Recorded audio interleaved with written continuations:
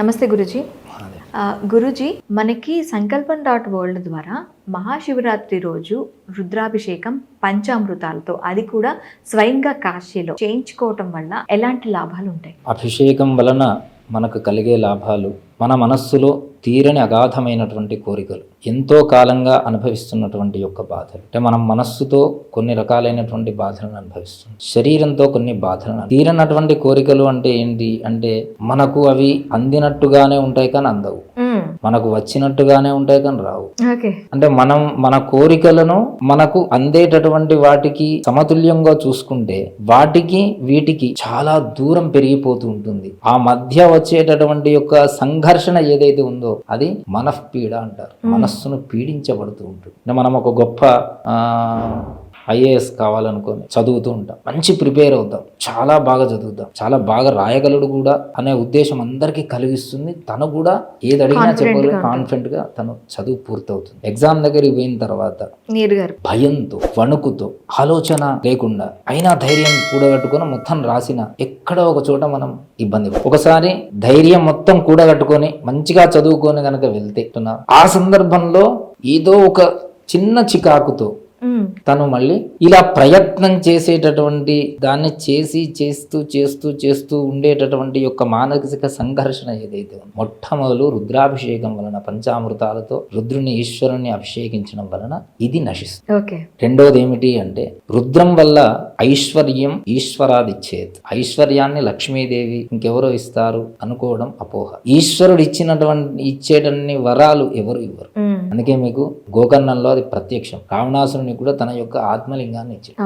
అలా వివాహం, సంతానం, ధనం, వ్యాపారం, ఉద్యోగం, ఎన్నో రకాలైనటువంటి కోరికలు ఉంటాయి కదా మనిషికి. కోరికలు పుట్టుకొస్తూనే ఉంటాయి మనిషికి, అవి ఒక చేతిలో ఆగిపోవు. కోరిక లేని మనిషి అలాంటి యొక్క కోరికలను బాగా తీసుకునేటటువంటి ఇచ్చేటటువంటి వాడు, తీసుకునేటటువంటి వీని ఓపిక ఉంటుంది కానీ ఇచ్చేవానికి కూడా ఓపిక ఉండాలి కదా. సులభంగా ఇచ్చేవాడు ఎవరు అంటే ఈశ్వరుడు. మరి ఈశ్వరుడు దేనికి ప్రసన్నం అవుతాడు అంటే పంచామృతాలు, గంగాజలముతో అభిషేకం చేస్తే చాలు, వాడు విశేషమైనటువంటి యొక్క అనుగ్రహాన్ని ఇస్తాడు. అట్లా ఈ రుద్రాభిషేకం యొక్క ఫలితం చాలా గొప్పది. ఇది లౌకికం. ఆధ్యాత్మికం వేదాంత తత్వం, స్థిరమైనటువంటి బుద్ధి, మంచి వాక్చాతుర్యం, మంచి దైవికమైనటువంటి యొక్క భక్తి భావాన్ని, ధర్మ బుద్ధిని మనకు వైదికంగా, ఎందుకంటే అది వేదమంత్రములతో కూడినటువంటి, కాబట్టి ఆ వైదిక ఉపాసనా క్రమం వల్ల వైదిక బుద్ధిని ఇస్తాడు. కోరుకున్నటువంటి యొక్క కోరికలను లౌకికంగా కూడా ఇస్తాడు. అది విశేషం రుద్రాభిషేకానికి. సో ఎవరు చేయించుకుంటే వాళ్ళకి మంచి ఫలితాలు ఉంటాయి? ఇప్పుడు రుణ బాధలు కానీ, ఉద్యోగం లేని వాళ్ళు కానీ, ఇలాంటి వాళ్ళు ఎవరిని చేసుకుంటే బాగుంటుంది అంటారు? విశేషంగా వీళ్ళు చేసుకోవాలి, వాళ్ళు చేసుకోవద్దు అనేది ఎక్కడ ఏ పూజలో ఉండదు.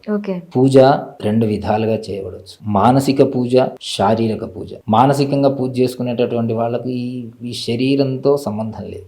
వాళ్ళు ఒక దగ్గర కూర్చొని మానసికంగా వాళ్ళంతలా వాళ్ళే చేసుకుంటారు. శరీరంతో చేయబడేటటువంటి పూజ, దానికి పూలు కావాలి, పంచామృతాలు కావాలి, భస్మం కావాలి, నీళ్లు కావాలి, ఎన్నో రకాలైనటువంటి ద్రవ్యాలు కావాలి. అన్ని ద్రవ్యాలను మనం సమకూర్చుకోగలమా చెప్పలేము. ఒక సందర్భంలో దొరికితే ఒక సందర్భం, ఎన్ని చేసినా ఇంకోటి తక్కువ అవుతూనే ఉంటుంది. పూజాక్రమంలో పంచోపచార పూజ, షోడశోపచార పూజ, చతుషష్ఠోపచార పూజ, ఇలా ఎన్నో రకాలు. మనకు ఎంత తోస్తే అంత. రెండు విషయాలను మీకు తేట తెలియదు.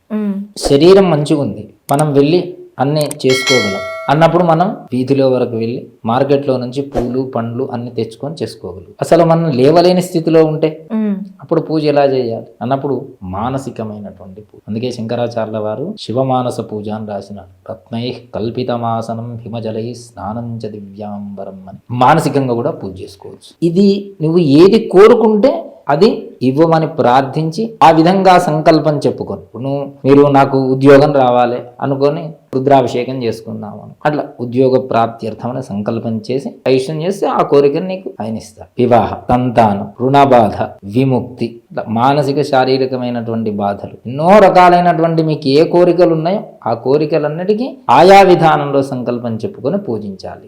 ఒకవేళ మనం అట్లా పూజించలేము, ఇలా సంకల్పం ద్వారా మనం వాళ్ళు చేసేటటువంటి యొక్క పూజ విశేషంగా చేస్తున్నాం మనం చెప్పలేము కదా అని అంటే రెండు రకాల విషయాలను తెలిపినారు. కర్త, కారయిత, ప్రేరక, అనుమోదక. కర్త చేసేవాడు, చేయించువాడు, దాన్ని ప్రేరకుడు, దాన్ని ఆమోదించువాడు, పనిచేయవాడు. వీళ్ళందరికీ కూడా చతుర్థ సమభాగిన, నలుగురం కలిసి ఒక పాడు పని చేస్తే మన నలుగురిని కొడతారు ఎవరైనా. ఇక్కడ కూడా మన ఈ నలుగురికి కూడా సమానమైనటువంటి యొక్క ఫలితం వస్తుంది. అయితే ఈ రుద్రాభిషేకం మనకి కాశీలో చేసుకోవటం వల్ల ఎలాంటి ప్రయోజనాలు? అనేక జన్మాల చేత చేయబడినటువంటి యొక్క పాప సంచయం మన శరీరం, ఆ పాపాలన్నీ క్షణికాలంలో భస్మం చేయగలిగేటటువంటి యొక్క శక్తి రుద్రానికి ఉంది. ఆ రుద్రస్థలంలోనే చేస్తే, ఎందుకంటే అది మహాశ్మశానం, కాశీ పేరే మహాశ్మశానం. అప్పుడు ఇలాంటి యొక్క ధర్మమైన కోరికలైతే ఆ ఈశ్వరుడు అనుగ్రహిస్తాడు, అధర్మమైన కోరికలైతే అక్కడికే పూర్తి చేస్తాడు, పాపాన్ని మాత్రం ఇవ్వడు.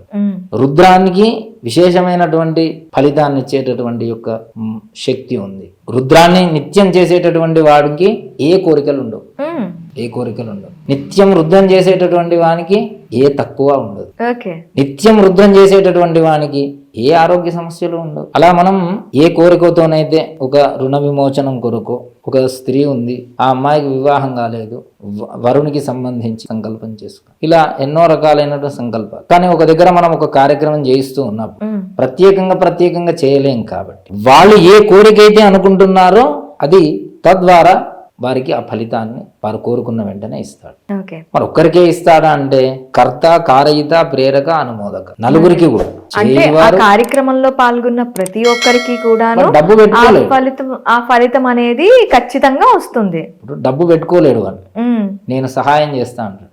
ఏం సహాయం చేస్తావు అంటే, ఆ పూలు అక్కడ ఉన్నాయి తీసుకొస్తా, నువ్వు బజారుకి వెళ్ళినమన్నావు వెళ్ళొస్తా, ఆ తీర్థ ప్రసాదాన్ని పెట్టమన్నావు పెడతా, ఆ ఈశ్వరుని దగ్గర అంత తుడిచేయమన్నావు తుడిచేస్తా, ముగ్గు వేయమన్నావు వేస్తా. నేను ధనం పెట్టుకోలేను, చాకిరి మాత్రం చేయగలను, అది కూడా ఒక సేవ కదా. అట్లా కర్త, కారయిత, ప్రేరక, అనుమోదక. కాబట్టి నలుగురికి కూడా సమభాగంలో వాళ్ళు కోరుకునేటటువంటి ఏ కోరికలు అయితే ఉన్నాయో అవన్నీ ఇచ్చేటటువంటి యొక్క శక్తి ఉన్నటువంటి యొక్క మహామంత్రములు ఏవి అంటే రుద్రం మాత్రమే.